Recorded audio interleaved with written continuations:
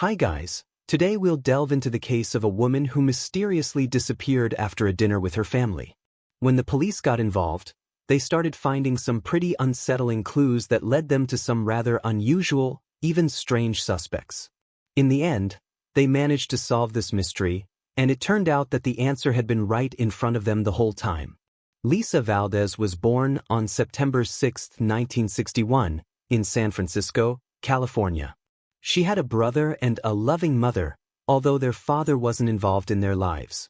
Despite this, Lisa was exceptionally close to her mother and they almost never argued. Everyone who knew them always marveled at how perfect their relationship seemed.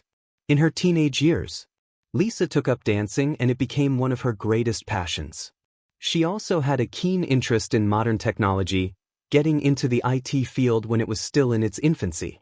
For instance, she started using email when most of her friends hadn't even heard of it. This interest in technology shaped her future career. After college, Lisa got a job as a software analyst in San Francisco. Sometime later, her mother used her savings to buy Lisa an apartment in a prestigious neighborhood. It was a small studio, but the complex was located on a hill, offering a beautiful view of the city. Lisa lived in this apartment alone, moving up in her career and spending as much time as possible with her family. She also didn't give up dancing, going to dance practice every week with her best friend. On May 16, 1998, when Lisa was 36, she invited her mother and some family friends over for the evening. After the guests left, her mother helped with the dishes and headed home. Before she left, Lisa promised to call her the next day, but she never called. At first, her mom figured she was just busy. Lisa was supposed to go to dance practice that day, so her mom decided to wait. But the whole day went by without hearing from Lisa. The next day, she tried calling Lisa herself, but there was no answer. The mother kept trying to reach her daughter, but Lisa never picked up. On the fourth day, Monday, Lisa's colleagues called her mother and informed her that Lisa hadn't shown up for work and wasn't answering their calls. This was very unusual because Lisa was very responsible and had never missed work without notice. Worried, her mother decided to go to Lisa's apartment complex to check on her.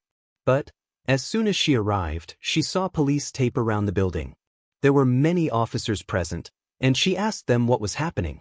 The police explained that just a few hours earlier, residents had complained to the manager about a strange smell coming from one of the apartments. When the manager went to check, he found the door unlocked. He opened it and immediately saw a body on the floor, then called the police. The officers quickly identified the deceased as Lisa. She was partially undressed and her body showed clear signs of trauma, indicating it was a murder. Based on the state of decomposition, they estimated she had been dead for several days. The police also suspected she had been assaulted, as her underwear was found next to her body. The room was covered in bloodstains, both on the floor and on the bed. The TV was on and the air conditioner was set to 78 degrees. The apartment was also in disarray, but detectives later discovered that this was normal for Lisa, who wasn't meticulous about keeping things tidy. There were no signs of a robbery. All her valuables, including jewelry, were left in plain sight. The only things missing were her keys and a gym bag. Another odd detail was that the attacker had cut off some of Lisa's long hair and taken it with them. Combined with numerous injuries on her body, this suggested strong personal motives. Detectives speculated that the killer might have known Lisa and, for some reason, hated her. Supporting the idea that Lisa knew her attacker was the fact that there were no signs of forced entry. Plus, Lisa's apartment complex was fenced and you needed either a key or to be let in by a resident. The police started interviewing residents of the complex, hoping someone had seen the attacker, and they quickly found their first lead. One of Lisa's neighbors mentioned that 2 days earlier, after returning from vacation, he noticed part of the metal frame of his front door was bent and there was a faint bloodstain on the door. He reported it to the manager, but they decided not to involve the police since it was clear no one had broken into his apartment. Detectives were almost certain the same person who killed Lisa was responsible for this incident, but the motives behind the actions were unclear. Perhaps the killer tried to break into the neighbor's apartment and was caught by Lisa, leading to her murder. According to another theory, the attempt to break into the neighbor's apartment might have occurred after Lisa's murder, which seemed odd. Detectives talked to the housekeeper who cleaned Lisa's apartment every week. 2 days before they found Lisa's body, she used her key to enter the complex and tried to open Lisa's door, but it was blocked from the inside. She peeked through the crack and saw a partially undressed woman on the floor and heard a man's voice.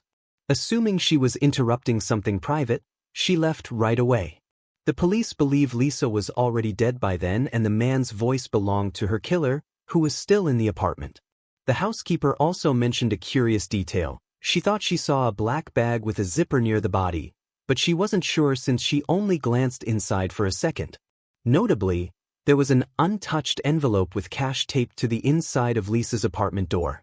This money was meant for the housekeeper as Lisa always left it the day before her scheduled visits since she wouldn't be home. The presence of the envelope indicated that Lisa was likely attacked after her mother left, between midnight and early morning hours, as this was when she would have left the money. This theory was soon confirmed by the neighbors living on the floor below.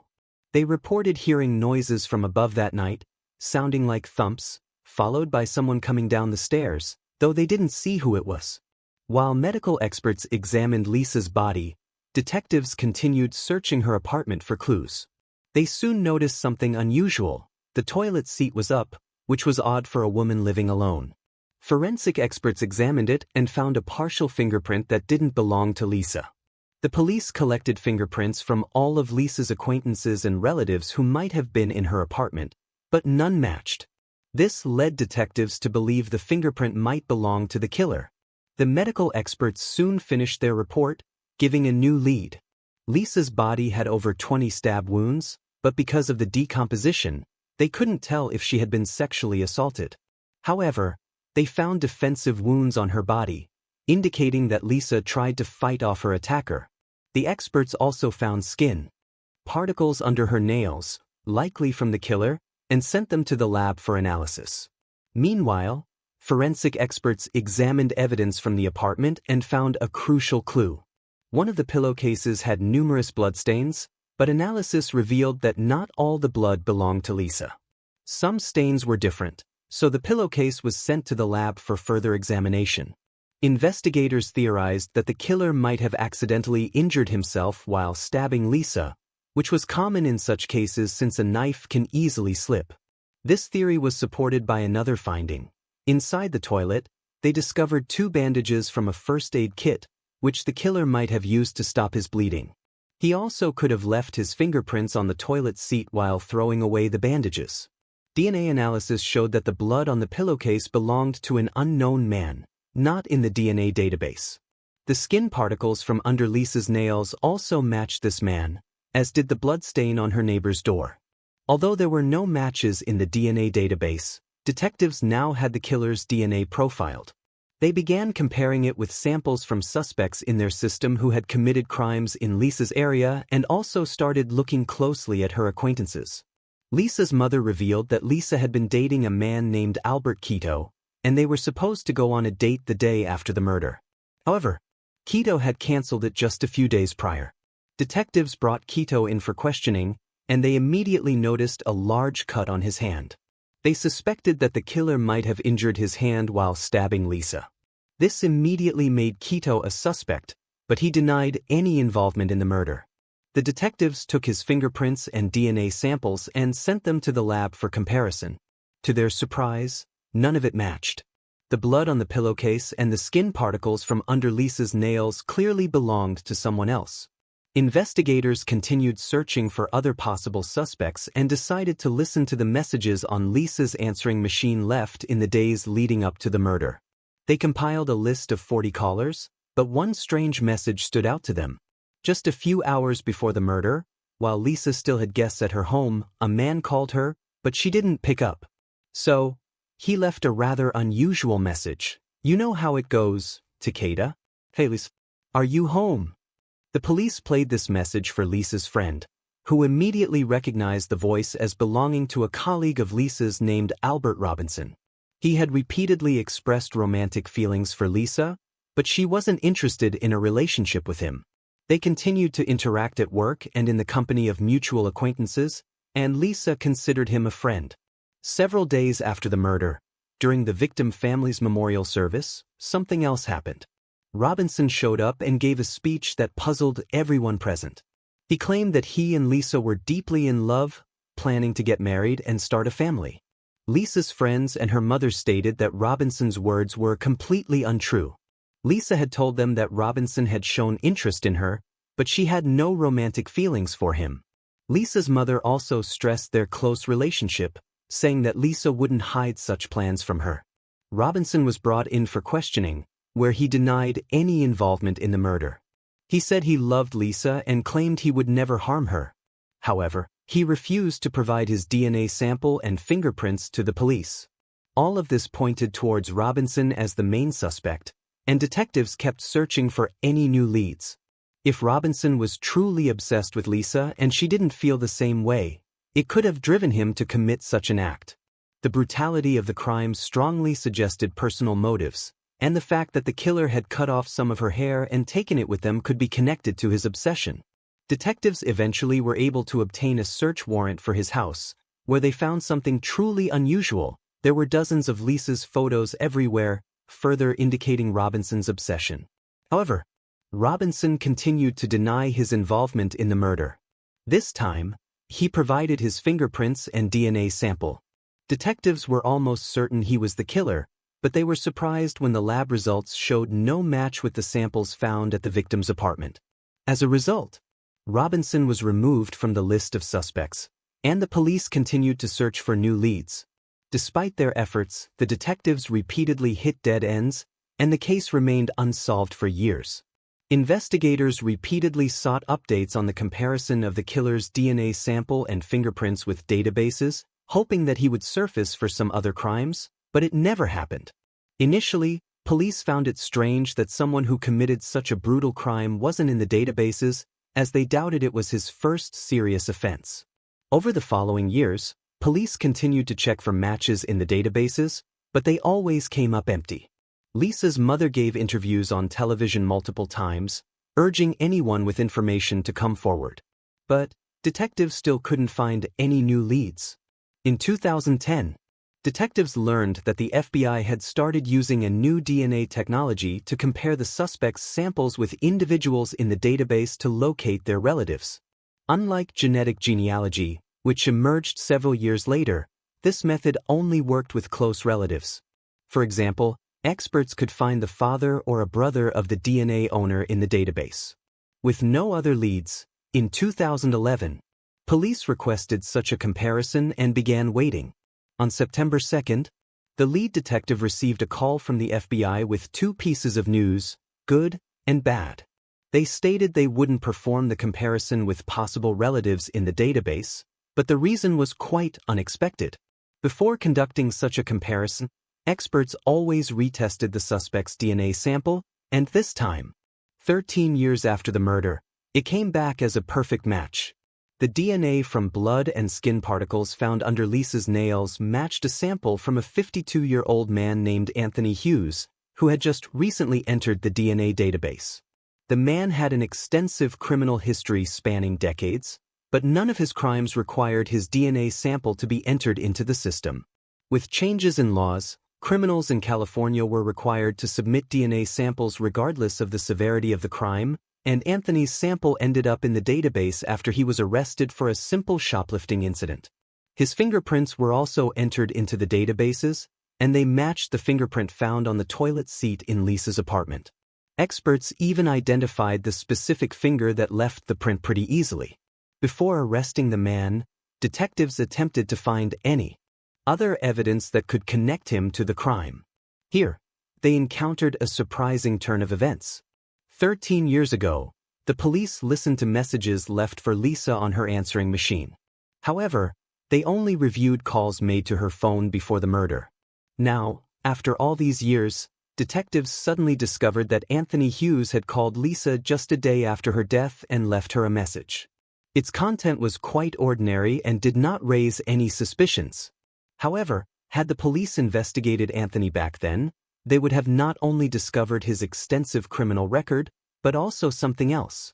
Upon reviewing Lisa's belongings, detectives examined her address book and found Anthony's phone number, confirming that the victim knew him. After talking to Lisa's friends, the police learned that she had apparently dated Anthony for a while in high school, and now the detectives had everything they needed to question the man. At that time, he didn't have a fixed address, so they decided to proceed carefully to prevent the suspect from fleeing. They arrested him, saying that the police were investigating a series of robberies in San Francisco, and he surrendered without resistance. During the interrogation, detectives started by asking about a series of robberies before smoothly transitioning to Anthony's criminal record. Eventually, they asked if he knew Lisa Valdez. At first, he said no, but when they showed her photo, he admitted they knew each other from high school. Anthony also claimed he hadn't seen her since the late 80s. Over several hours, detectives questioned him about their relationship and whether he'd seen her recently.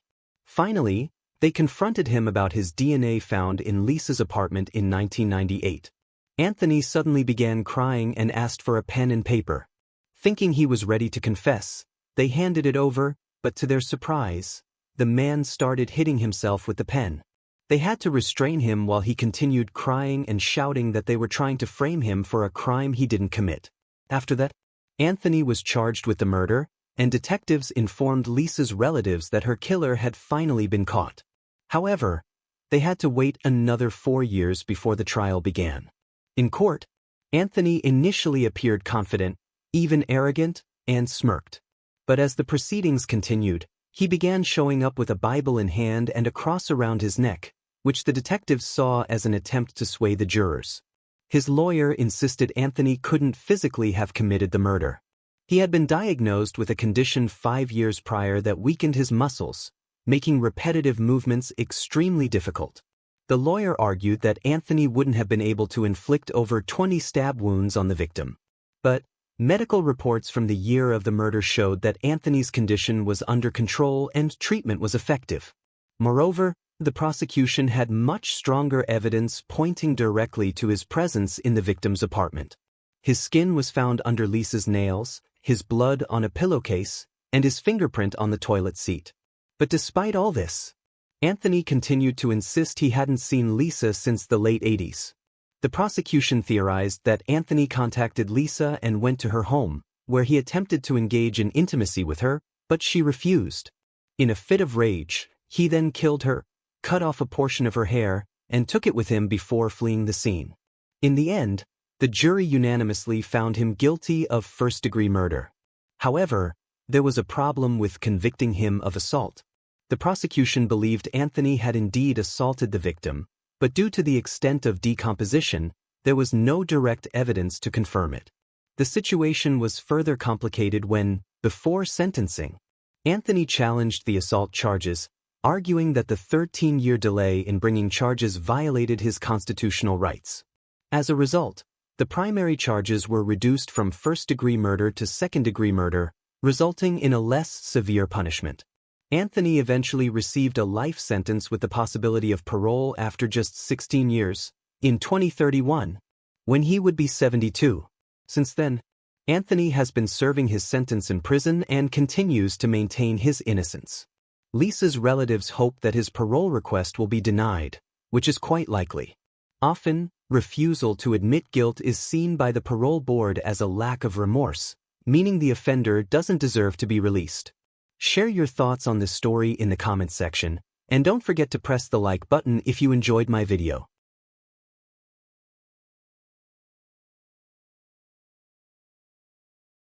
Hi guys, today we'll delve into the case of a girl who went out for a walk and vanished under mysterious circumstances.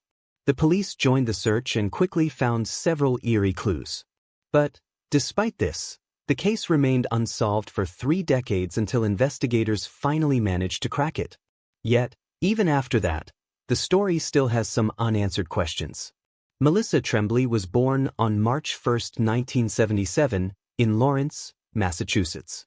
When she was just a month old, her biological parents gave her up for adoption, and she was adopted by Jeanette and Robert Tremblay. Melissa grew up in the nearby town of Salem, New Hampshire. She was a very energetic child who loved fashion, singing, and had a passion for reading from a young age. Melissa had many friends at school and spent a lot of time at the Boys and Girls Club of America. When she was 9, her adoptive parents divorced, and her father hasn't been involved in her life since. Sometime later, her mother started dating another man named Robert, but he didn't live with them. On September 11, 1988, when she was 11, her mother took Melissa to Lawrence, where she was supposed to meet Robert. They often spent time at a local bar, and Jeanette frequently took Melissa along because she had no one to leave her with. Usually, her mom would let Melissa play outside since she got bored sitting with them. Jeanette always told her not to go far, so Melissa spent time on the nearby streets. Because her mom went to this bar quite often, Melissa made friends with other kids in the area and would occasionally play with them. That day, Melissa spent most of her time outside, checking in with her mother now and then. During one of these visits, the bartender made her some popcorn. Melissa said she'd come back for it soon and left, but she never returned to the bar. Around 4 p.m., her mother started to worry since Melissa had been gone for a while. She went outside and checked her car, but Melissa was nowhere to be found. She and Robert began searching for her, going street by street, but they couldn't find Melissa. They searched the area for several hours, and around 9 p.m., Jeanette decided to call the police. Officers immediately joined the search, but they also couldn't find any traces of her. By then, it was already dark. It made their task much more difficult, but the police continued searching for Melissa late into the night. They also considered the possibility that she might have run away, but her mother insisted that Melissa was afraid of the dark and didn't like being alone, so she would never have run off. The next day, Melissa's whereabouts were still unknown, and the search continued. This went on until about 3 p.m., when a railroad worker called the police. He had been conducting a routine inspection of an old rail yard just a few hundred yards from the bar. The yard was quite large, with up to 8 tracks in its widest section, although some of them hadn't been used in a long time. There were a lot of empty boxcars, and between 2 of them, the worker noticed something unusual. When he got closer, he realized it was a human body and immediately called the police. Detectives arrived at the scene and quickly identified the body as Melissa Tremblay. Aside from the fact that she had been reported missing since the previous morning, there was a card with her name from the Boys and Girls Club in a purse found near the body. Melissa's body was lying on tracks that were still in use, and one of her legs had been severed. The detectives believed this likely happened due to a passing train, since the section of track was still active. However, they immediately doubted that this was the cause of death. The lead detective noticed several details that contradicted this theory. Melissa's purse, containing the card with her name, was found almost 20 yards from the body.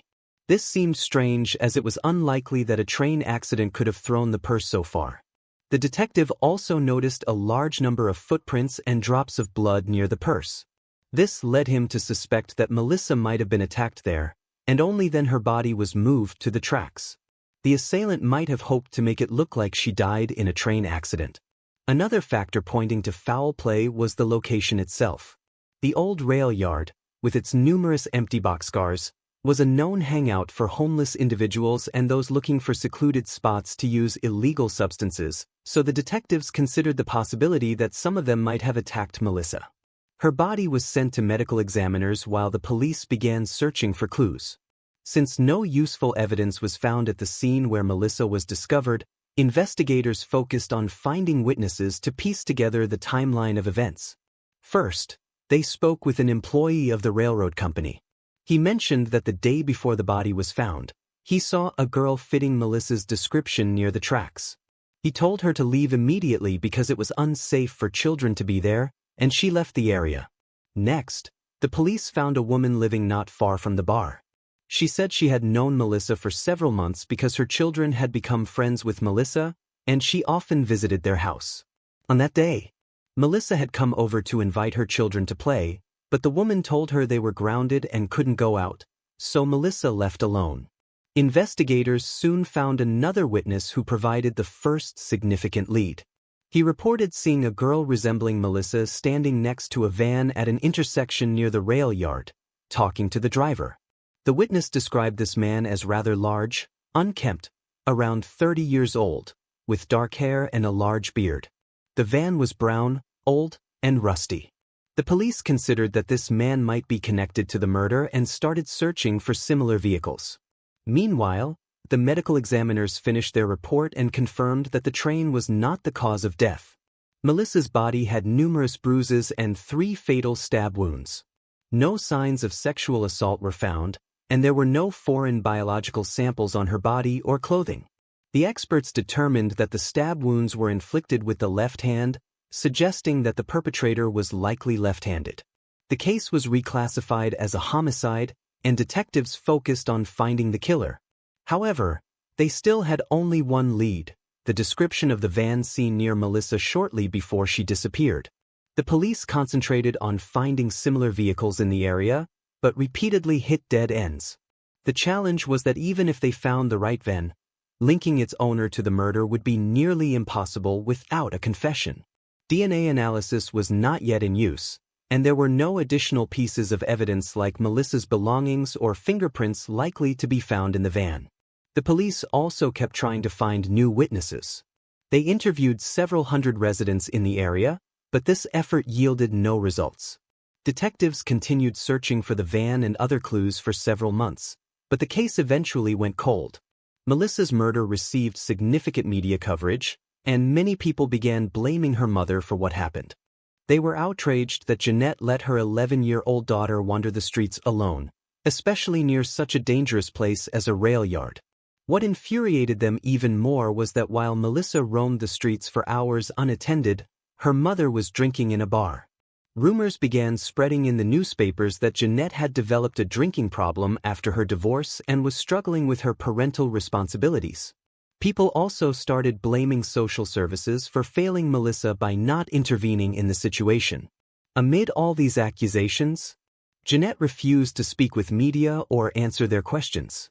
When reporters reached out to Child Protective Services, they stated they were aware of the family's complicated situation and had tried to take some measures, but revoking Jeanette's parental rights had never been considered. Since then, there had been no progress in the case. Police repeatedly reviewed it and examined potential suspects, but this yielded no results. In 2000, 12 years after the murder, investigators identified their first potential suspect, Tommy Lynn Sells. He confessed to 22 murders, and investigators in Melissa's case found that many details of his crime closely matched those of her murder. Moreover, Tommy resembled the van driver seen with the girl, and he often spent nights in empty boxcars while traveling across various states. Detectives began investigating his possible involvement in Melissa's murder, but they eventually concluded that he was unlikely to be responsible. They couldn't find any evidence placing Tommy near Lawrence at that time. Instead, they determined he was probably in another state. The case remained cold for several more years, until 2013, when detectives unexpectedly obtained a new lead.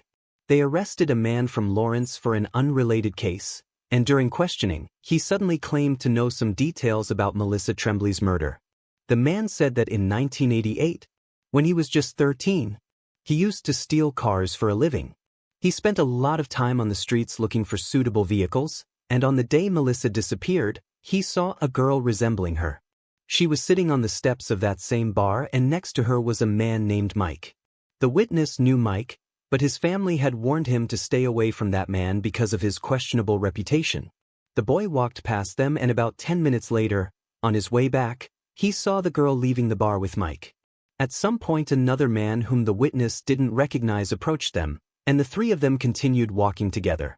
The police asked the witness why he had remained silent for 25 years. He replied that at the time he didn't want any unnecessary contact with the police. However, when he learned about Melissa's murder and realized he might have seen her, he asked his brother if he should tell someone, but he advised him to stay quiet. However, the detectives immediately found a serious contradiction in the story. According to the witness, he saw the girl on the bar steps when it was already dark outside, but Melissa was reported missing around 4 p.m. when it was still daylight. Given that all the bar patrons and staff were aware of her disappearance and her mother had been searching for her for hours, the detectives found it highly unlikely that Melissa could have been right outside the bar without being noticed. The police considered the possibility that the witness had either seen a different girl or his account was inaccurate. Despite this, they investigated Mike for potential involvement but made no progress. Nevertheless, the witness's story brought renewed attention to the old case, and in 2014, it was reopened. By then, DNA analysis was widely used and the police hoped that experts could find some new clues by re-examining all the available evidence. They examined Melissa's clothing and other items but found no foreign DNA. However, there was something else among the evidence: samples taken from under Melissa's nails collected in case she had scratched her attacker. The experts analyzed these samples and, indeed, found traces of foreign skin, which were promptly sent to the lab. But there was a new problem. Experts were able to extract a DNA profile of an unknown male, but it was only partial. It wasn't enough to get a match in the database, but the investigators were determined not to give up. Sometime later, they reached out to a company specializing in genetic genealogy. The company analyzed the sample and began searching for potential matches in available databases. This was a challenging task because they had to work with a partial profile, which made it impossible to identify the person with absolute certainty.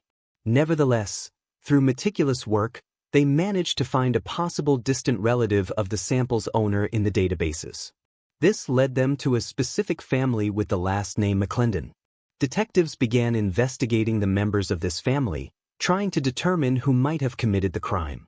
This process took several years due to the primary challenge: the lack of a complete DNA profile to definitively prove the guilt of any family member. Therefore, investigators carefully examined who among them could have been in Lawrence in 1988, matched all the criteria like age, and so on.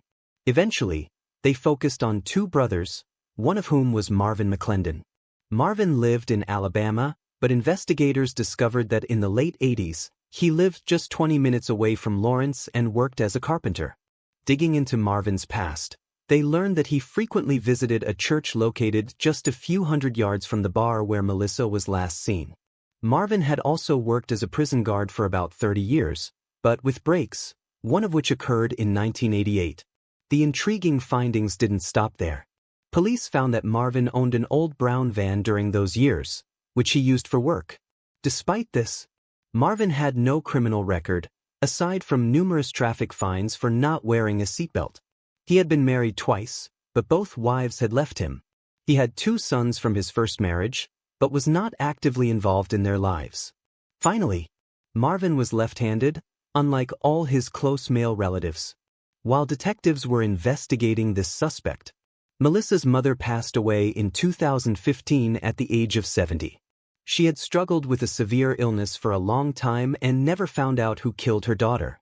After gathering all the information on Marvin and checking his other relatives, detectives concluded that he was the most likely perpetrator. In 2021, they went to Alabama to question him about that time in the late 80s. Eventually, they brought up the murder of Melissa Tremblay, and Marvin claimed he had nothing to do with it.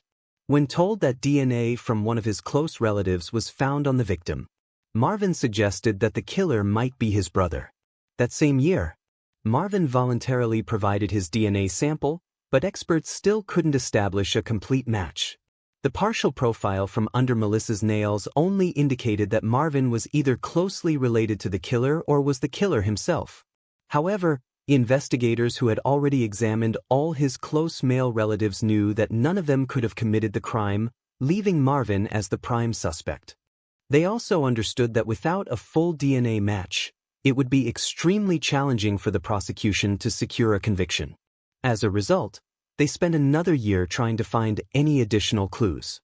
Detectives also checked Mike, the man whom the 13-year-old boy claimed to have seen with a girl resembling Melissa on the bar steps. After obtaining his DNA sample, experts determined that it didn't match the skin particles found under the victim's nails, ruling him out as a suspect. They visited Marvin several times, asking him various questions, and in April 2022, they finally decided to arrest him. Despite his continued claims of innocence, Marvin allegedly made a suspicious remark during his arrest.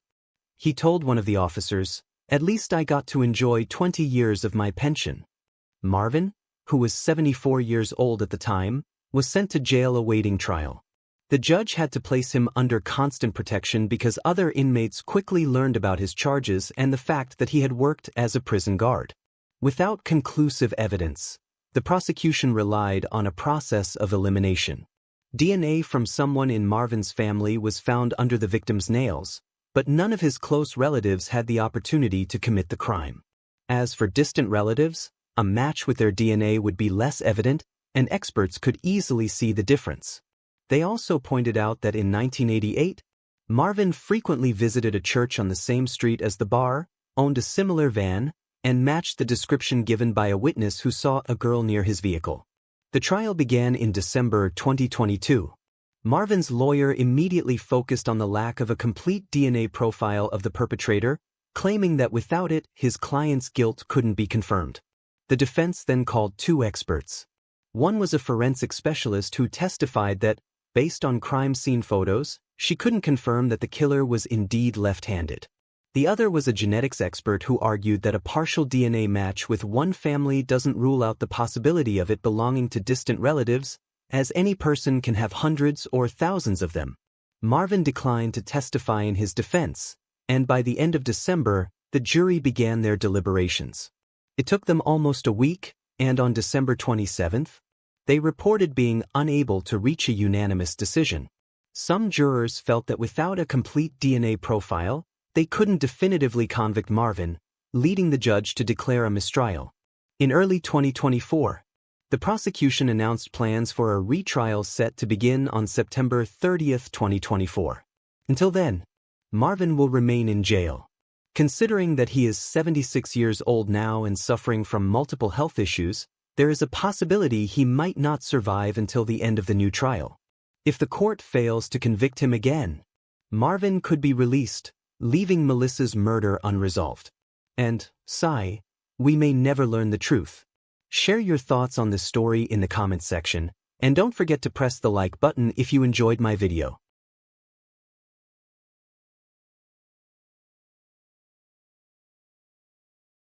A student suddenly disappeared, and the police got involved. At first, there were no clues and no clear direction. But soon, the case took an unexpected turn that changed everything. And by the time detectives finally uncovered the truth, it was something no one could have imagined.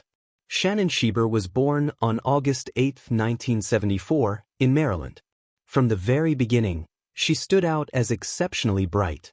By a year and a half, she could recite the entire alphabet, forward and backward. And by 3, she was reading on her own. Shannon graduated high school with honors and went on to Duke University in North Carolina, where she earned a bachelor's degree in just 3 years, triple majoring in math, philosophy, and economics. After graduation, she spent a year at a finance firm, but her plan was always to keep studying.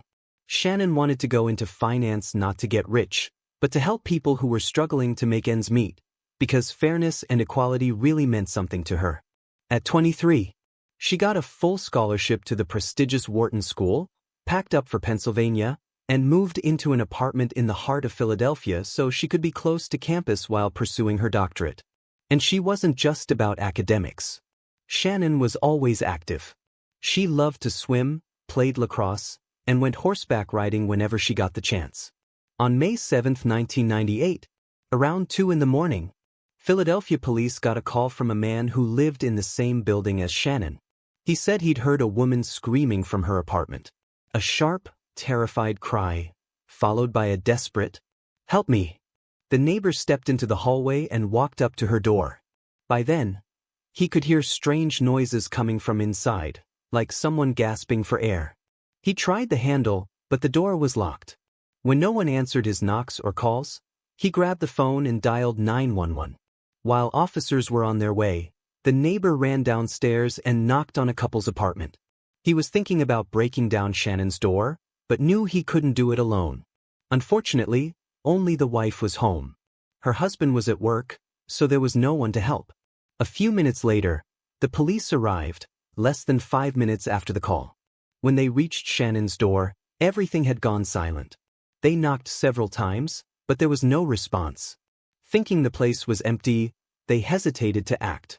The neighbor insisted that the screams definitely came from Shannon's apartment, and another woman who lived just below said she'd heard banging sounds at the same time. But the officers figured the noise might have come from the street and that the neighbor had just misjudged where it came from. The front door showed no signs of forced entry. It was still locked tight. One of the officers even went outside and shined his flashlight up towards Shannon's balcony. The curtains were drawn, and the door was shut. Putting all that together, they decided there wasn't enough reason to break in. Before leaving, they told the neighbors to call again if they heard anything else, and then drove off. The next morning, Shannon was supposed to meet up with some classmates to study for exams. Later that day, she had plans to grab coffee with her brother, but she never showed up to either. Worried, her brother drove over to her apartment. Right away, he noticed the balcony door was open, though the curtains were still drawn. He knocked on the door several times, but no one answered. With no cell phone, he drove over to a friend's place and called his mom. She told him to head back and ask Shannon's neighbors if anyone had a spare key, or to try getting in touch with the building manager. So he went back and started knocking on every door in the hallway. But most people weren't home. The first person to answer was the same neighbor who had called the police the night before. When Shannon's brother explained who he was and why he was there, the man's face immediately changed. He realized something was seriously wrong. He told him about the screams and the call he made to 911 just hours earlier. Together, they rushed to Shannon's apartment and forced the door open. What they saw inside was horrifying. Shannon was lying face down on her bed, completely naked, and it was immediately clear that she was dead. Police handed Shannon's body over to the medical examiners and began combing through the apartment. There were no signs of forced entry on the front door, so detectives figured the killer might have gotten in through the balcony. Her place was on the second floor, but there was a tree right next to the balcony that someone could have easily climbed. It even had a metal guard on it, but with enough skill, it wouldn't have been hard to get past. Inside the apartment, there were clear signs of a struggle. Books were scattered all over the floor near the bed, and there were bloodstains on the blanket, the walls, and even out on the balcony. It looked like Shannon had fought back hard and possibly injured her attacker, since the blood trail leading outside seemed to belong to him. On the bed, investigators also found traces of semen, which they sent to the lab along with the blood sample for DNA testing. Detectives later realized that a few of Shannon's things were missing. The killer had taken a pen, a necklace, her backpack, a camera, and a stack of CDs. The medical examiners determined that Shannon had died from strangulation and also found signs of sexual assault. They discovered someone else's blood on her teeth. Apparently, she'd bitten her attacker hard enough to make him bleed. As for the time of death, the experts estimated it happened just minutes before her neighbor called the police, though it was impossible to pinpoint the exact moment. Still, one thing immediately stood out. When the police came that night, the balcony door was shut. But when Shannon's brother and the neighbor broke in the next morning, it was open. And since the neighbor had heard choking sounds before he even called 911, it meant Shannon was likely already dead by the time officers arrived at her door. In other words, the killer was probably still inside the apartment when police stood just a few feet away, and then slipped out afterward. The blood and semen found in Shannon's apartment were both tested, but the DNA belonged to an unknown man who wasn't in any database. Detectives also circulated a list of Shannon's stolen belongings, her pen, jewelry, backpack, camera, and CDs, to local pawn shops, hoping the killer might try to sell them, but nothing came up. They even looked into one of Shannon's classmates as a possible suspect, but his DNA didn't match the killer's. Another lead came from Shannon's friends and family. Just 2 days before she died, she told them about a strange man who had followed her on the street. She walked around the block a few extra times to make sure he didn't learn where she lived. Police didn't rule out that this could have been her killer, but the tip didn't bring them any closer to finding him. From that point on, the investigators hit a dead end. For months, there were no major developments, and detectives were no closer to finding the person responsible. That changed nearly a year later, when the case suddenly took a strange new turn. A man called the Philadelphia Inquirer, a local newspaper, claiming to have information about Shannon's murder. He wouldn't give his name, but said the police had completely missed something crucial. The case, he insisted, was connected to several other attacks on women that had happened in the same area. The journalists decided to look into it, and sure enough, they found that a series of eerily similar crimes had been taking place right in the heart of Philadelphia. On June 20, 1997, a year before Shannon's murder, a man broke into a woman's apartment through a window and attacked her. He tried to force himself on her, but she managed to talk him out of it. As soon as he left, she called the police and even handed over a strand of his hair that had fallen on her bed. But for some reason, the police never sent it to the lab for testing. 3 weeks later, on July 11th, another woman came home from a party after drinking quite a bit. She fell asleep right away, but a few hours later she woke up to find that all her clothes were gone and her hair was soaking wet. She also had scratches on her neck and burst a blood vessel in her eyes. She reported it to police, but they labeled it as a burglary. Then, on August 6th, yet another woman was attacked in her apartment. A man climbed in through a window, covered her head with a pillow, wrapped a belt around her neck, and sexually assaulted her before fleeing. Investigators recovered DNA from the bedsheet, but since there wasn't yet a national FBI DNA database, they didn't compare it to other cases. A week later, on August 13th, a woman woke up to find a stranger standing in her bedroom. He sexually assaulted her and took off. This time, police collected DNA again, and when they finally compared it to the previous case from August 6th, it turned out to be an exact match.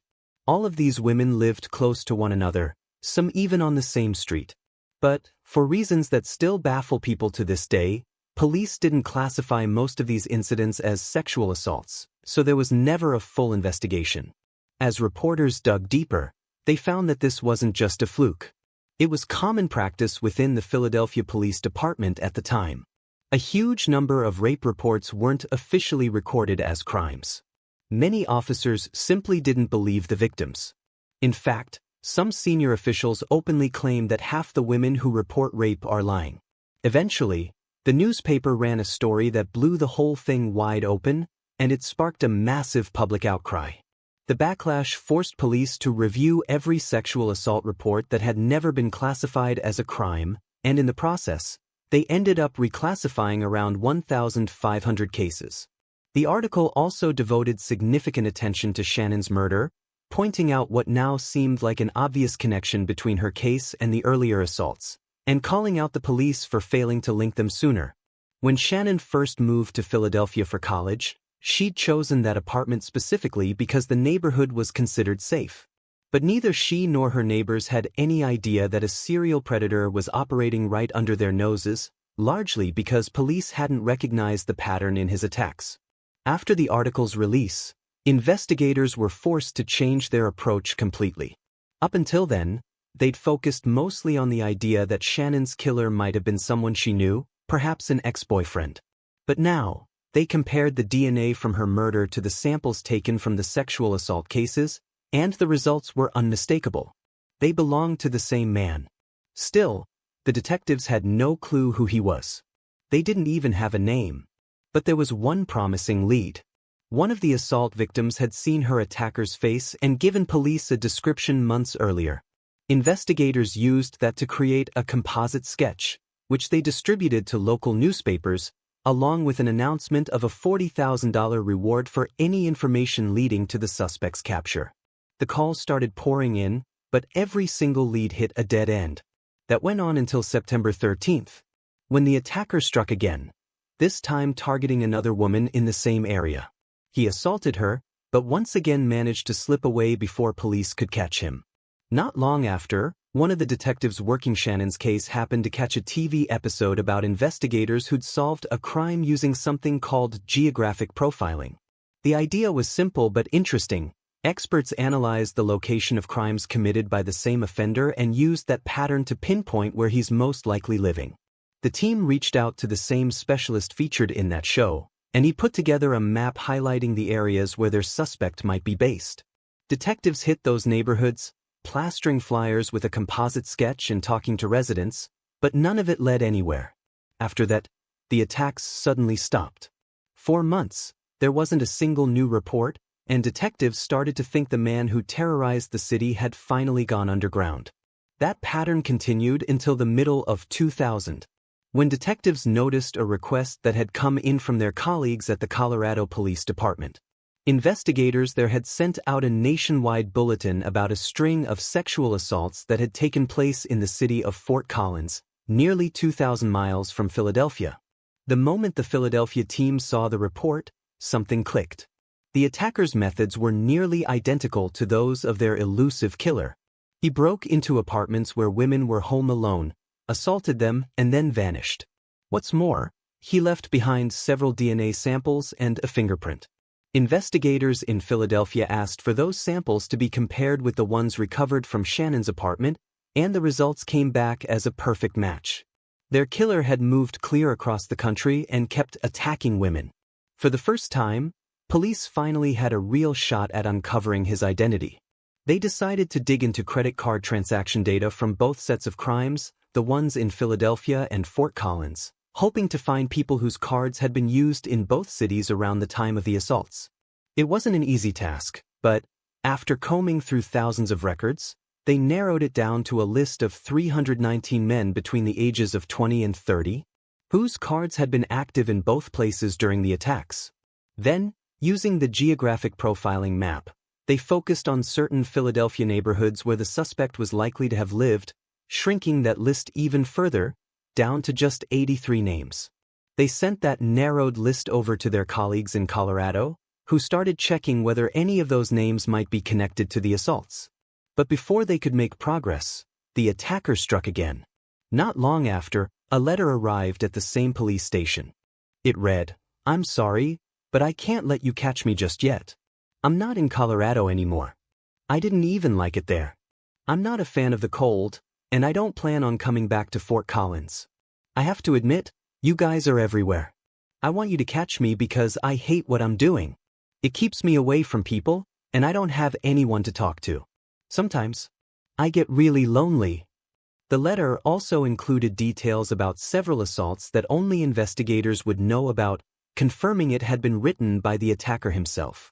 Still, there were no fingerprints or DNA anywhere on it. Detectives believed the letter was meant to throw them off, that maybe he was lying about leaving Fort Collins. But even with that theory, they were no closer to catching him, and time was running out. The biggest issue was the statute of limitations for sexual assault in Pennsylvania, just 5 years. The first known attacks dated back to 1997, which meant police had less than 2 years left to bring justice to the Philadelphia victims, even though the murder of Shannon Schieber would carry a life sentence, or worse, no matter when he was caught. Detectives kept reaching out to the public for help, and over the course of the investigation, they got thousands of calls. And finally, in 2002, one tip finally stood out. A woman called them and said the composite sketch of the suspect looked a lot like her ex-boyfriend, a man named Troy Graves. That immediately caught detectives' attention because his name was already on their list of 83 possible suspects. But that wasn't all.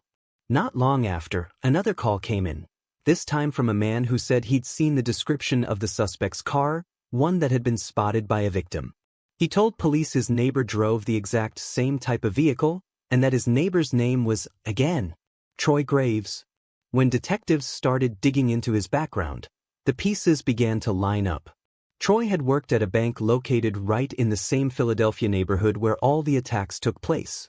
In 1999, right around the time the crimes suddenly stopped, he enlisted in the Army. Not long after, he got written up for trying to force his way into a woman's room, though he denied it ever happened. Troy was stationed in Wyoming, but actually lived just across the state line, in Fort Collins, Colorado. So, he had lived in both cities where the attacks had occurred. When investigators tracked down his ex-girlfriend, she told them something else unsettling. Troy often went out for night walks and would come home with scratches and bruises he couldn't explain. To top it off, Troy's blood type matched the one found at Shannon's crime scene. Everything pointed to him as their guy, so detectives decided it was time to talk to him. They went to his house, but he wasn't at home, and one of them slipped a business card into the door. Later, Troy's wife, the woman he'd been married to for about a year, found the card and called the detective back. She said her husband was currently on a military base, but she'd speak to him about the message. Troy agreed to meet with police, but detectives didn't want to take any chances. They sent undercover officers to quietly keep tabs on him just in case he tried to run. Eventually, Troy showed up at the station, and detectives started with the usual routine questions. They noted he had no criminal record, asked him about the incident in the army that got him written up, and then moved on to the assaults in both cities and the murder of Shannon Schieber. Troy denied everything, but when the detectives asked him to provide his fingerprints and a DNA sample, he went completely silent for about 6 seconds. Then, he said he'd be willing to do it, but only after talking to his wife first. He promised to come back and give the samples the next day. At that point, the detectives told him he was under arrest. Officers immediately took his fingerprints and DNA, and when the results came back, they were a perfect match to the blood and semen found in Shannon's apartment, as well as all the other evidence from the assaults in both Philadelphia and Colorado. On April 23, Troy Graves was charged with 6 counts of sexual assault in Colorado, 27 charges in total. A few days later, Pennsylvania prosecutors added another 50 counts for the attacks there, including the murder of Shannon Schieber. After his arrest, a few surprising details surfaced. One of Troy's ex-girlfriends had recognized him from the composite sketch on the news long before police figured out who he was, but for some reason, she never came forward. And it turned out that Philadelphia police had actually stopped Troy's car back in January of 1999, right in the middle of the manhunt for Shannon's killer. They talked to him briefly, then let him go, completely unaware that the man they were looking for had been sitting right in front of them. Meanwhile, the question of where Troy would be tried first was still up in the air. In Colorado, he was facing a long prison sentence for the assaults, but in Pennsylvania, he could be sentenced to death for Shannon's murder. While that was being decided, Troy told his attorney he was ready to confess to everything, as long as prosecutors agreed not to seek the death penalty, and in the end, both states accepted the deal. Before finalizing it, prosecutors spoke with Shannon's parents, and they made their stance very clear. They were firmly against the death penalty, no matter what. Even if Troy didn't confess, they said they couldn't support taking another life. Their faith forbade killing in any form, and they weren't willing to betray their beliefs even after losing their daughter. They also reached out to all of Troy's surviving victims from Philadelphia and Fort Collins, and every single one of them stood behind that decision. Shannon's parents pointed out something else too, something much deeper. They believed that if police had taken earlier reports of sexual assault more seriously, they would have realized a serial predator was operating in their city long before Shannon was killed, and maybe, just maybe, their daughter would still be alive. The public, however, largely disagreed. Many people didn't understand how Shannon's parents wanted to spare her killer's life. But, despite the backlash, they never wavered. And eventually, the plea deal went through. After that, Troy laid out every detail of what happened the night Shannon was killed. He said he broke into her apartment through the balcony while she was in the bedroom. Startled, Shannon tried to fight him off. She clawed at his face and even bit his finger. That's when Troy started choking her. She eventually lost consciousness, and he thought he'd snapped her neck. Moments later, he heard knocking at the door, but he insisted that whoever was there never identified themselves as police. He also claimed he didn't see any patrol cars outside when he escaped through the balcony. Still, there were some strange inconsistencies in his confession. Troy said he had closed the balcony door behind him as he left, but Shannon's brother clearly remembered that the door was wide open the next morning. Despite those details, his guilt was undeniable. The DNA, the evidence, the confession, it all pointed straight at him. On May 17th, Troy Graves was sentenced to life in prison for 6 counts of sexual assault in Colorado. After that, he was transferred to Pennsylvania, where he received another life sentence for Shannon's murder, plus an additional 60 to 120 years for the sexual assaults in Philadelphia. So, Troy will spend the rest of his life behind bars. But for Shannon's parents, the story didn't end there. Her father filed a lawsuit against the Philadelphia Police Department, arguing that Shannon might still be alive if detectives had connected the earlier assaults and launched a proper investigation. The court, however, ruled that the police weren't responsible for her death and no one was held accountable. Still, the case drew so much public attention that city officials eventually formed a special committee to review hundreds of ignored sexual assault reports that had piled up over the years. Shannon's parents also kept fighting against the death penalty, traveling across the country to speak in more than 20 states. Her mother even expressed a wish to visit Troy in prison and speak with him face to face, though whether that meeting ever happened remains unknown. Today, Troy Graves is still serving his sentence, with virtually no chance of ever walking free again. Share your thoughts on this story in the comments section, and don't forget to press the like button if you enjoyed my video.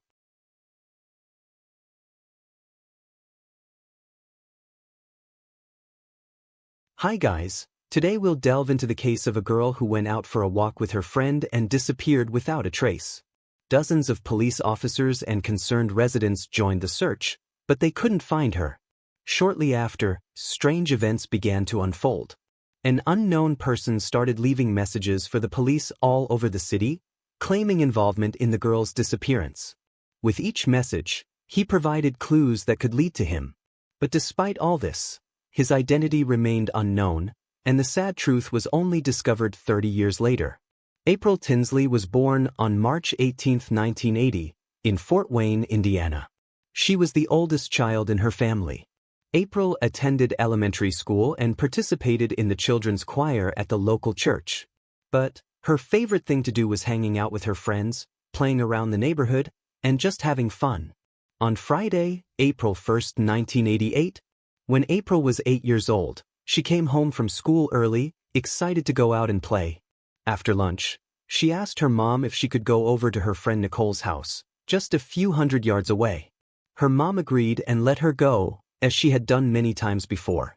Nicole lived just a short walk away, and their neighborhood was considered safe. She reminded April to call her from Nicole's house as soon as she got there, and handed her an umbrella. It was almost 3 p.m. and rain was expected soon. A few minutes later, April called her mom from Nicole's house, and the mother told her to be back home by 4 p.m. But when the time came and went, April still hadn't returned. Her mom started to worry that she might get caught in the rain and called Nicole's house. Nicole's mom answered and said that April and her daughter had gone to play at a nearby playground. While they were there, it started to rain and April realized she had left her umbrella at Nicole's house. April told Nicole she would walk to her house, get the umbrella, and then head home as she promised her mom she'd be back when it started raining. Nicole, on the other hand, decided to go to another friend's house, and the girls went their separate ways.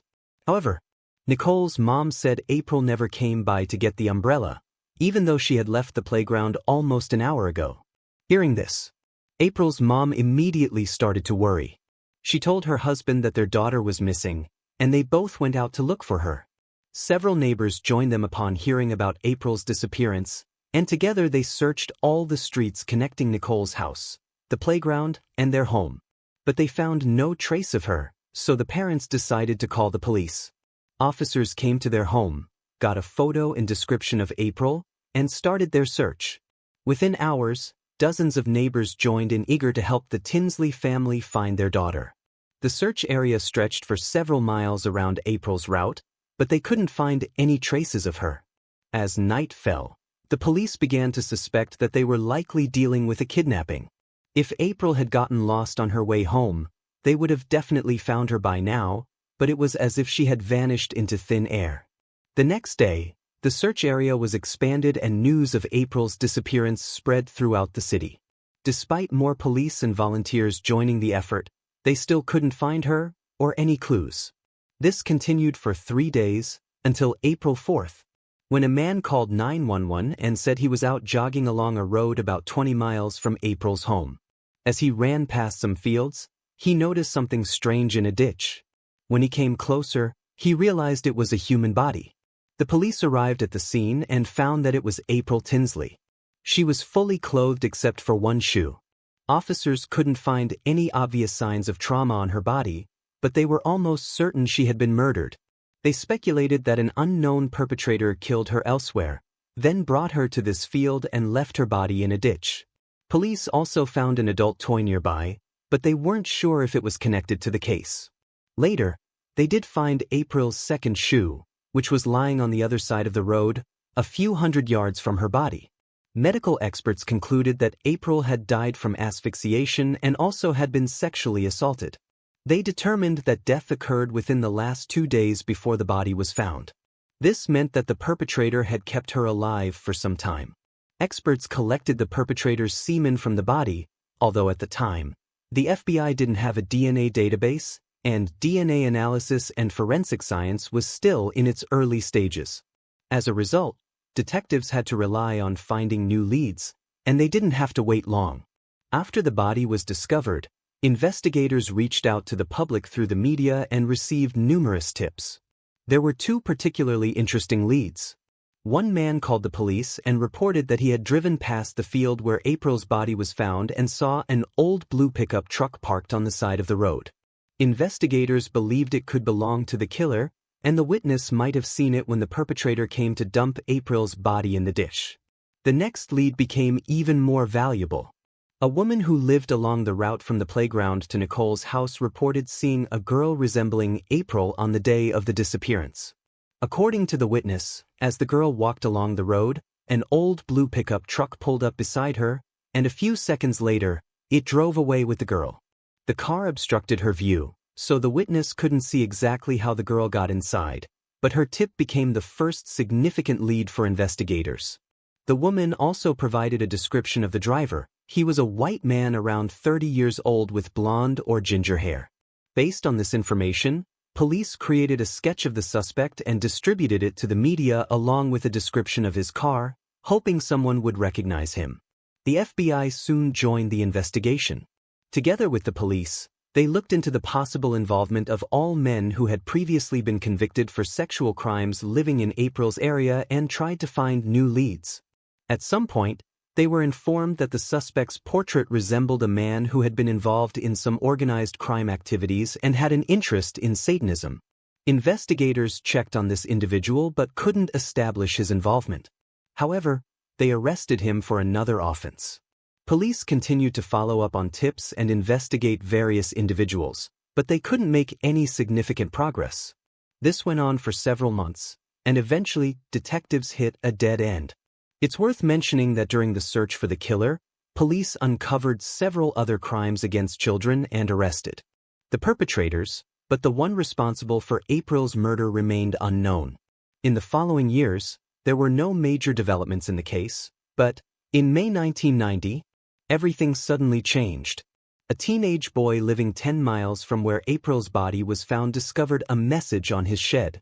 It was written from the perspective of the perpetrator, where he confessed to April's murder and hinted at more killings to come.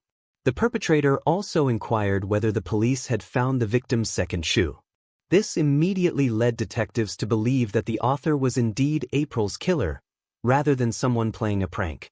At that time, information about the victim's shoe being found several hundred yards from her body had never been reported in the media, so only the killer could know this detail. Another intriguing detail was that this message had been initially written in pencil and then outlined in marker. This led investigators to speculate that the perpetrator may have left the message months before it was discovered and decided to return to make it more noticeable by outlining it in marker. Police decided to publish photos of the message, hoping someone would recognize the handwriting, but it didn't lead anywhere. Just a few months later, residents of Fort Wayne were shocked by the news that police had found the body of a 7-year-old girl in another part of the city. She had been sexually assaulted, and the cause of death was asphyxiation. Given the striking similarities to April's case, police immediately suspected the same person was behind this murder. However, FBI profilers held a different opinion, believing they were dealing with 2 different perpetrators. No progress was made in either case until 1995. When police established that the second victim's murder was committed by a friend of her family who had already passed away. As a result, the case was closed and investigators stopped considering it related to April's murder. Detectives also waited for the perpetrator to leave them new messages.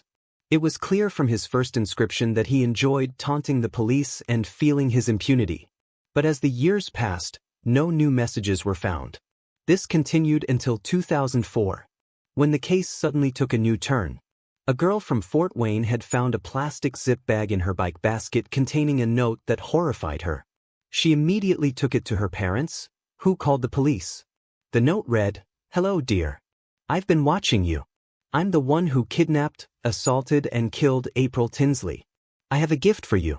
You will be my next victim. If you don't report this to the police and I don't see this note in tomorrow's local news, I will destroy your home, killing everyone but you. You will be mine."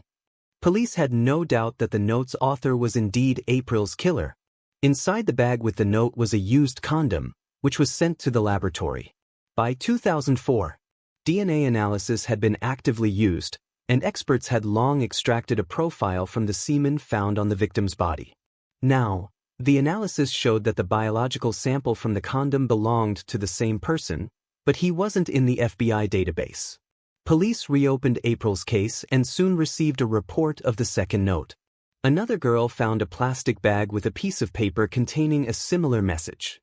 The perpetrator had written that he had killed April Tinsley and threatened to kill this girl too. Inside the bag was also a used condom containing the DNA of the same man.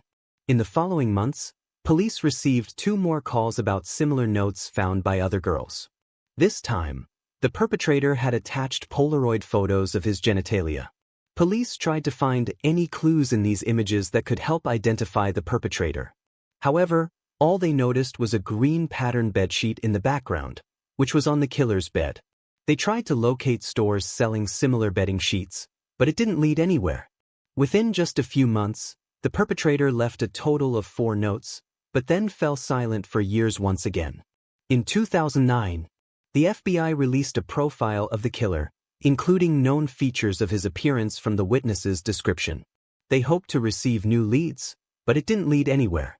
For Fort Wayne investigators, this case remained one of the top priorities for several reasons. Firstly, and most importantly, they wanted to achieve justice and punish the person who had killed April. The perpetrator also openly taunted the police with his messages, apparently believing that he would never be caught, and also threatened other girls. He was so confident that he literally left his DNA for the detectives, and now they had numerous biological samples. But over all those years, April's killer never made it into the FBI's database, meaning he hadn't been arrested for serious crimes and continued to live freely. In 2012, April's case was featured on a popular television program about unsolved crimes, leading to a new wave of tips, but they all led to dead ends.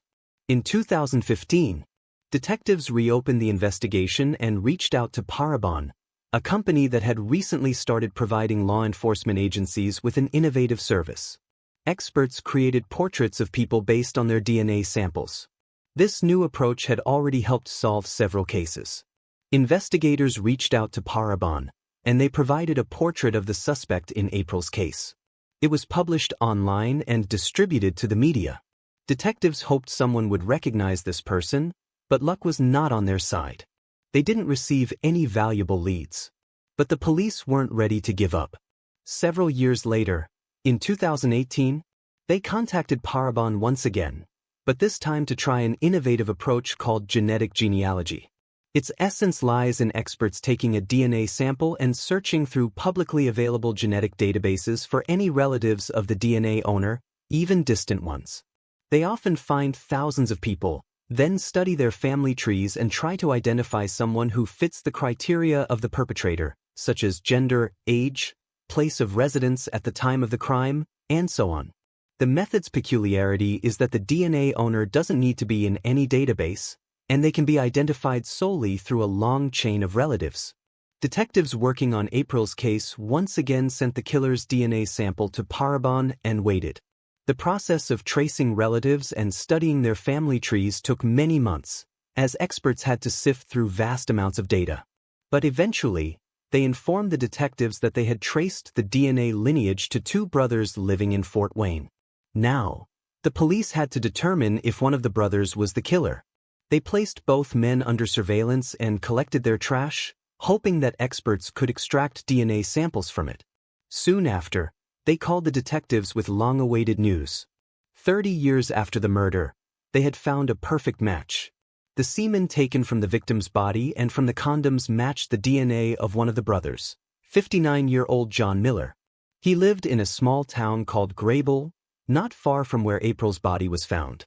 At the time of the murder, he was 29 years old and lived in the same trailer. Now all the police had to do was obtain a direct DNA sample from Miller and interrogate him. They went to his trailer and told him they wanted to ask him a few questions at the station. Miller asked what it was all about, and one of the officers asked him to guess. Miller then looked at them and said, "April Tinsley." The detectives decided not to rush things and took Miller to the station to question him properly. On the way, he engaged in small talk with them and appeared quite relaxed. Once at the interrogation, he didn't deny anything and confessed to kidnapping and killing April. According to Miller, on that day, he deliberately came to Fort Wayne and drove around the streets looking for some girl to adopt. Spotting April on a deserted street, he stopped and told her to get into his car. He claimed April silently agreed, which struck the detectives as odd. However, the witness hadn't heard any screams or signs of a struggle, so the police didn't rule out the possibility that the perpetrators somehow convinced her to get into the car voluntarily. He then took her to his trailer, sexually assaulted, and killed her. After that, he carried the body to his pickup truck, drove to those fields, and dumped her in the dish. He also admitted that the adult toy found at the scene belonged to him. 6 months after his arrest, when the trial began, Miller, following his lawyer's advice, pleaded not guilty. To avoid stretching the process, he was offered a deal. The prosecutor initially sought the death penalty, but if Miller admitted guilt, this sentence would be replaced with a prison term. Considering that awaiting executions often spans decades, this decision was quite understandable. Miller would have spent many years in prison anyway, and it was not certain if the decision to carry out the execution would be made before his death from natural causes. In the end, he agreed to the deal, admitted his guilt before the judge, and received an 80-year prison sentence. He will be eligible for parole only in 2058, when he turns 99. April's mother, who was present at the sentencing, remained disappointed that the perpetrator did not receive the death penalty.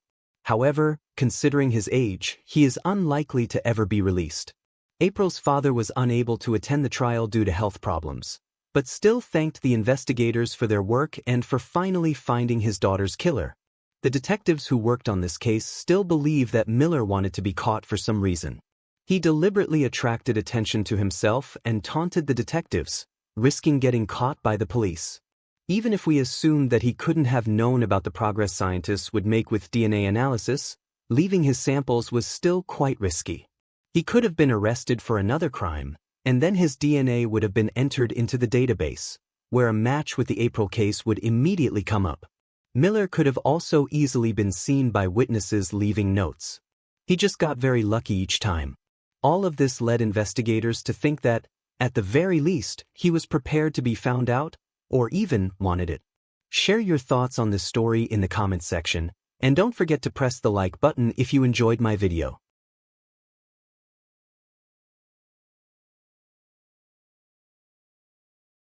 Hi guys. Today, we'll delve into the case of a girl who came to the school stadium with her parents to watch a football game. During the match, her parents suddenly realized the girl was nowhere to be found and started searching for her.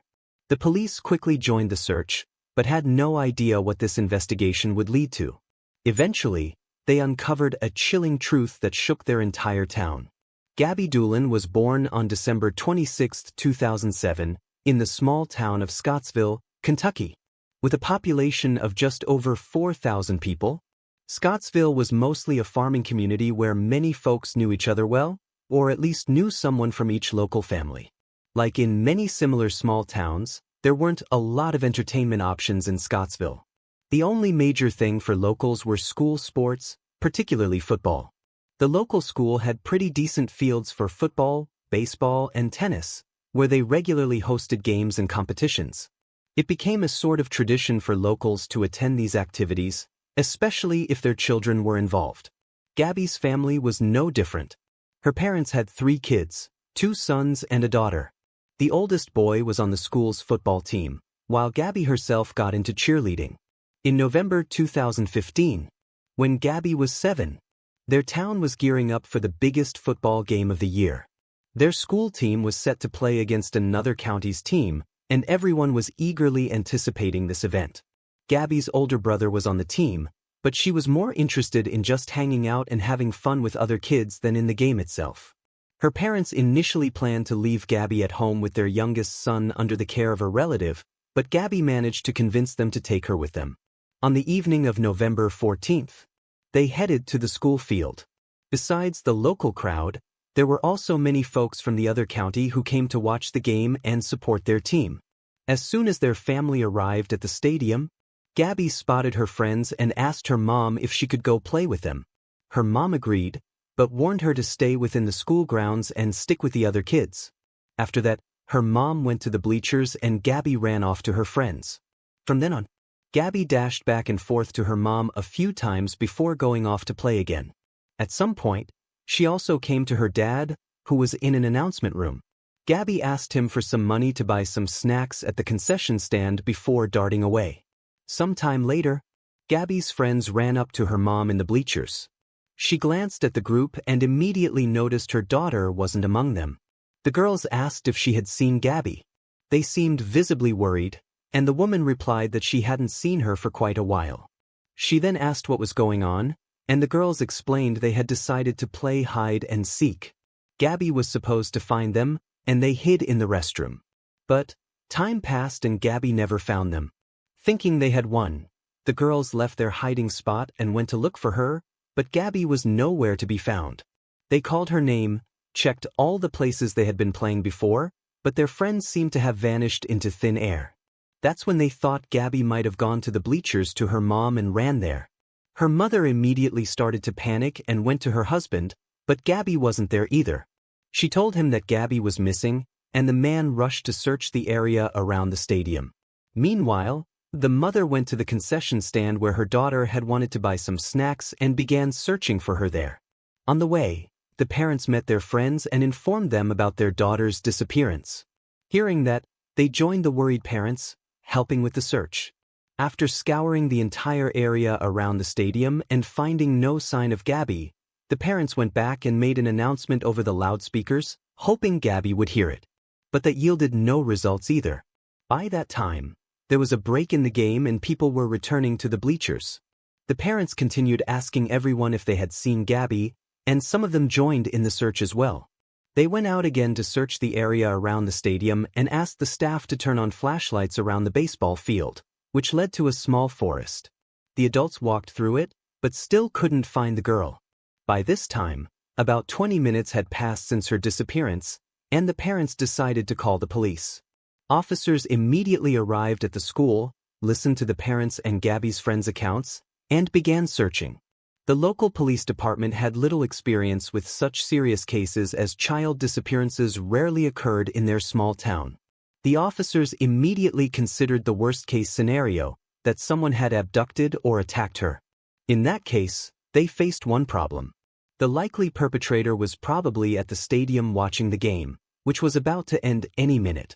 So, the officers realized they had very little time, and soon people would start going home, including the alleged perpetrator. Eventually, they decided to halt the game and lock down the stadium, keeping everyone inside the building. Officers watched every exit to prevent anyone from slipping away. The police didn't inform people about what was happening to avoid disrupting the search efforts. If everyone knew that the police were considering the possibility that a kidnapper of a 7-year-old girl was in the same vicinity as them, the situation could quickly escalate. Meanwhile, state police arrived at the school and began searching the area. They reached the baseball field and headed into the woods. After some distance into the trees, they stumbled upon a small creek and saw the girl's body in it. They identified her as Gabby and called for an ambulance to take the body to the medical examiner. However, even a visual inspection was enough to suggest that the cause of death was asphyxiation, as there were distinct marks on her neck. Part of her clothing was also missing, leading the police to suspect that the victim had been sexually assaulted. Gabby's mother saw the ambulance near the woods and thought the police had found her daughter, who needed medical attention. She rushed there, but the police stopped her. They didn't want the woman to see this horrifying scene. Now that the police were dealing with a murder, they decided to move everyone from the stadium to the school gym. Investigators believed that the killer was likely among them, so they needed to quickly figure out how to identify them. They spoke to Gabby's parents and told them about what likely happened to their daughter. Investigators also asked if they had any suspicions about who could have committed such a heinous act. Perhaps they had noticed someone suspicious, or someone had threatened their family. But Gabby's parents insisted they had no idea who could have done this. Detectives then talked to Gabby's friends and asked if they had seen anything strange that evening. Maybe someone had been watching or following them, but the girls said they couldn't recall anything like that. The police also brought them to the gym and asked them to look carefully at the people present, hoping they might remember something, but it didn't lead to anything. The lead detective continued to believe that the victim's friends might have seen the kidnapper, but either they were afraid to point him out or simply didn't understand the significance of their observations due to their age. He kept asking them to remember every moment of that evening, and finally, one of them mentioned that when they hid from Gabby in the restroom, she saw a man near the door. The girl remembered almost no details about his appearance, except that he was wearing a denim jacket. The police spoke to the cashier, who sold tickets to the game, and he also recalled the man with the denim jacket hanging on his arm. He added that this person seemed strange and intoxicated to him. However, they still couldn't identify this man at that moment. The police gradually interviewed the attendees of the game, and pretty soon everyone learned why they were being held there. Realizing that they might be in the same room with the killer, people were frightened, especially for their kids, but still cooperated with the police and answered their questions. Investigators cross-referenced the list of names of all the men in the gym with the sex offender registry, but there were no matches. The police also sent officers to the homes of several such offenders living within close proximity, but they all had solid alibis and none of them were near the school. Meanwhile, officers continued to interview people at the school, and they soon came across some interesting leads. Several individuals told them that during the game, they saw a man named Timothy Madden near the women's restroom, behaving strangely. He was a local resident, so many people knew him, but according to witnesses, that evening he was acting suspiciously.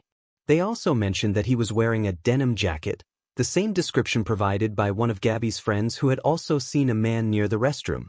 Another witness was a distant relative of Timothy. He mentioned that during the game, Timothy seemed kind of off.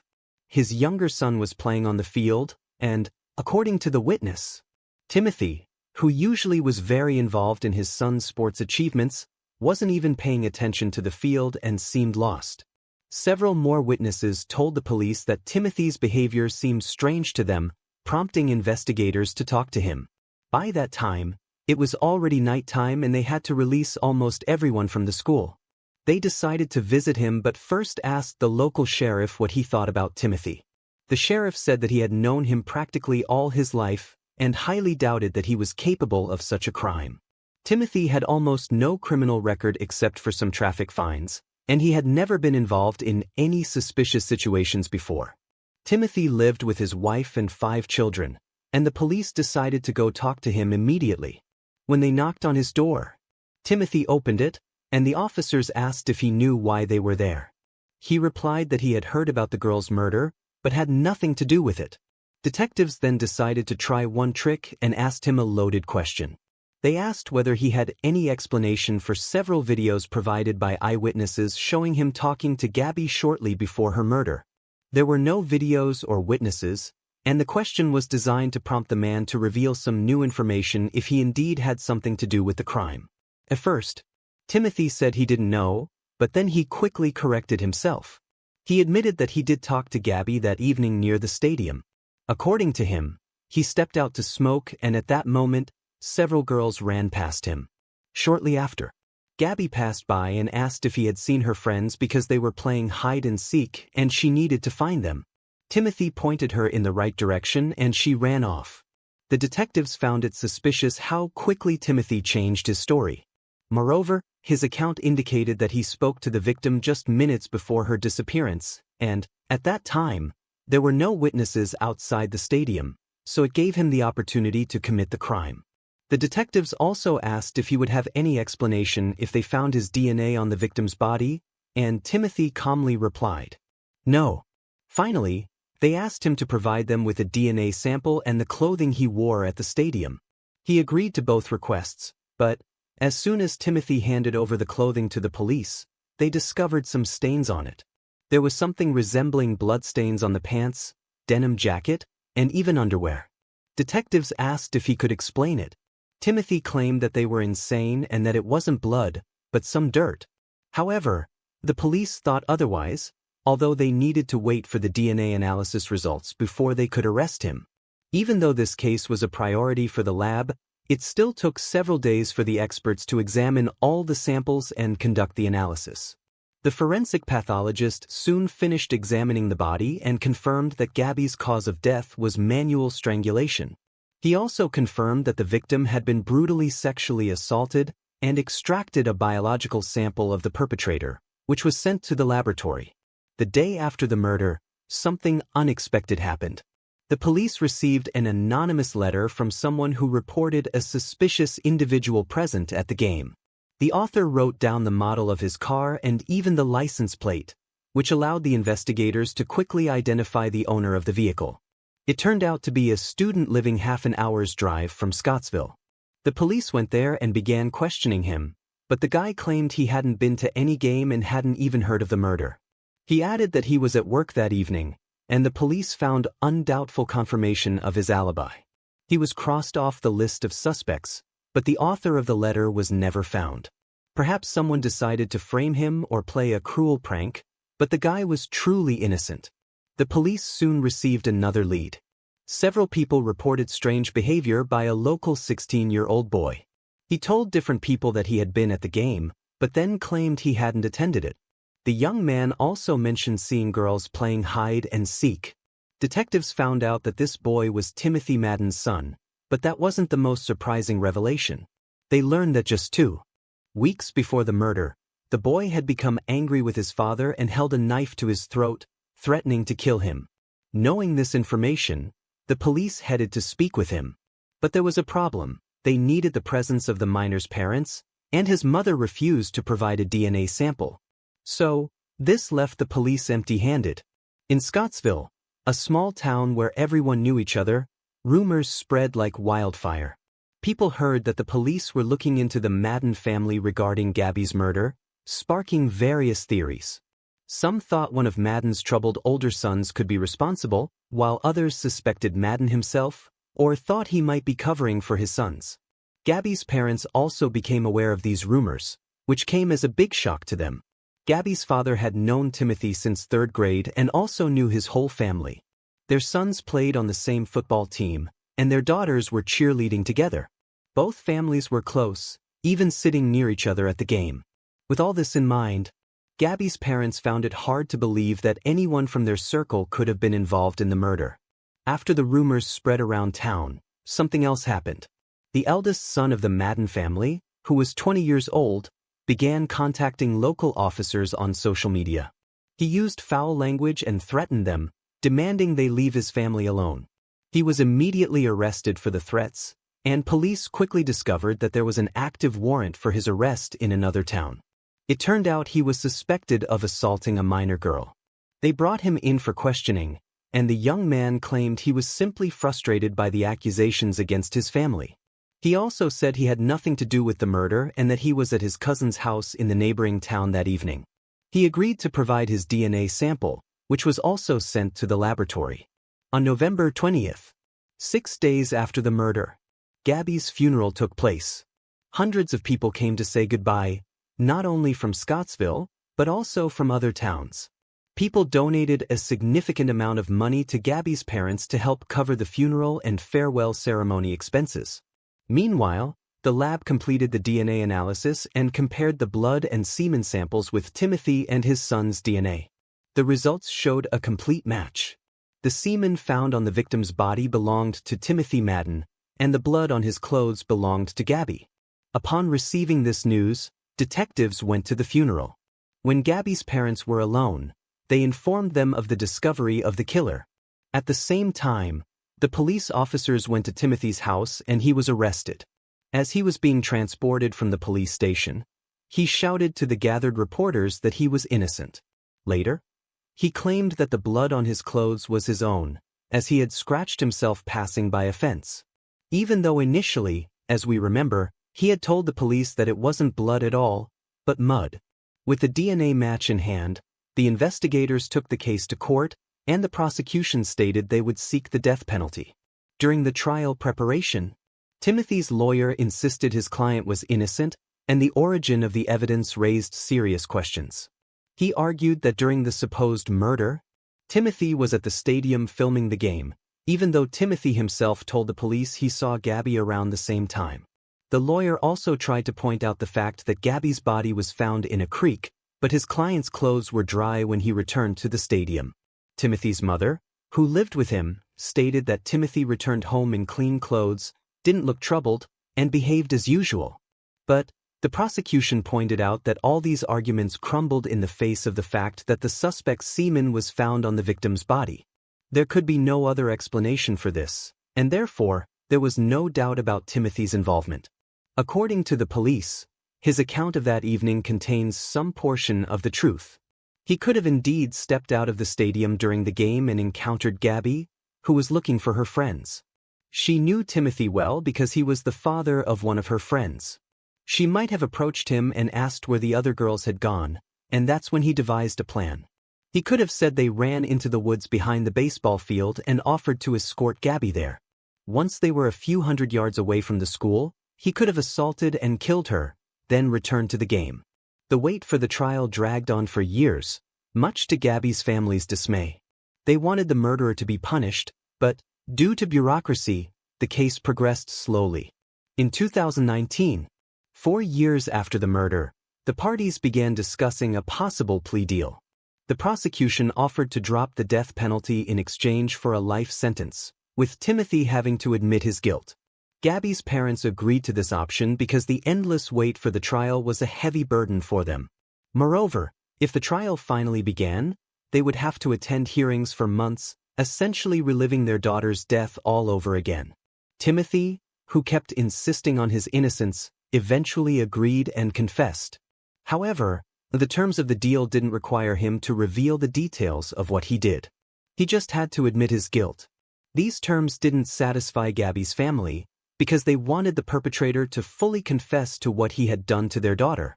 During the court hearing, Gabby's father started yelling at Timothy, while the defendant's relatives began shouting at Gabby's family. Eventually, the judge had to take a break and separate them. In the end, Timothy received a life sentence and went to serve it in a maximum security prison. But that's not all.